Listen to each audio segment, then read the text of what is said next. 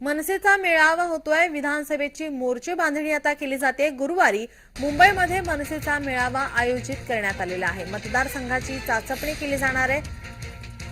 मनसे आता सतर्क झालेले पाहायला मिळते। विधानसभेच्या निवडणुकीसाठी आता मोर्चे बांधणी या ठिकाणी आता करण्यात येते। मनसेचा मेळावा आयोजित करण्यात आलेला आहे। गुरुवारी हा मेळावा होणार आहे। मतदारसंघाची चाचपणी केली जाणार आहे। मनसेच्या मेळाव्याकडे सुद्धा आता सर्वांचं लक्ष असेल।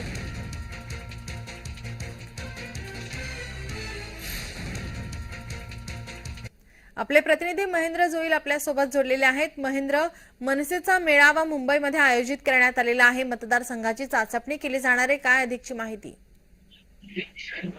नक्कीच नीलम, सगळेच पक्ष आगामी ज्या येणाऱ्या विधानसभाच्या निवडणुका त्या निवडणुकीच्या तयारीला लागले आहेत। आपण पाहिलं तर भारतीय जनता पार्टीच्याही बैठका पाहिल्या असतील, महाविकास आघाडीच्या बैठका पाहिल्या असतील, महायुतीही या बैठका होत आहेत। आता त्याचबरोबर राज ठाकरे यांनी लोकसभेला नरेंद्र मोदी यांना पाठिंबा दिला होता असं त्यांनी बोलल्यानंतर विधानसभेसाठी त्यांची काय तयारी असणार आहे त्याबाबत येत्या काही दिवसांमध्ये त्यांच्या बैठका झाल्या। पक्षाकडून जी आहे ती स्वतंत्र लढण्याची त्यांची जी निवडणुकीची चाचपणी आहे ती करण्यात आली होती।